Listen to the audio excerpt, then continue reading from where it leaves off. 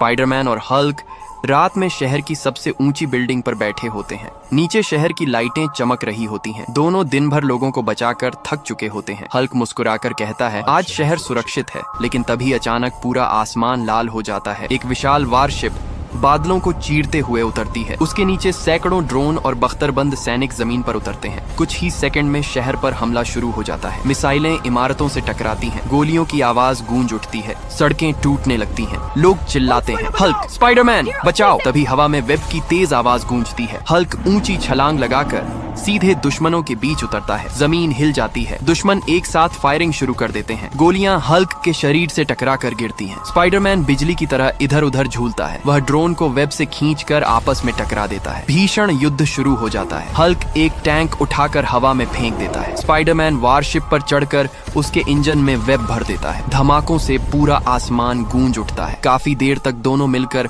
सैकड़ों सैनिकों को खत्म कर देते हैं। लेकिन तभी वारशिप से एक सुपर कमांडर बाहर आता है। उसके पास ऊर्जा से बना विशाल हथियार होता है। उसकी आंखें नीली आग की तरह चमक रही होती हैं। वह सीधे हल्क पर हमला करता है। एक जबरदस्त ऊर्जा किरण हल्क को पीछे धकेल देती है। हल्क गुस्से से दहाड़ता है और कमांडर पर टूट पड़ता है। दोनों के बीच भयंकर टक्कर होती है।